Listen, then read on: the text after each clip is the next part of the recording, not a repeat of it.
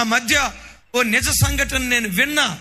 ఎంత విచిత్రం, ఎంత బాధ అనిపించిందో తెలుసా? ఆ అబ్బాయి అమ్మాయి విపరీతంగా ప్రేమించుకుంటున్నారట. ఇద్దరు కాఫీ తాగుదామని కేఫ్కి వెళ్ళారు. ఈ ప్రేమ పెళ్ళిళ్ళు మీకు తెలుసు కదా, ప్రారంభంలో కళ్ళు మూసినా నువ్వే, కళ్ళు తెరిచినా నువ్వే, నువ్వు లేకపోతే నేను బతకలేను అంటాడు.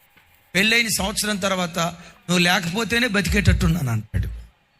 పెళ్ళికి ముందు అంటాడు నా దేవతవే, అచ్చం దేవతలా కనపడుతున్నావు అంటాడు.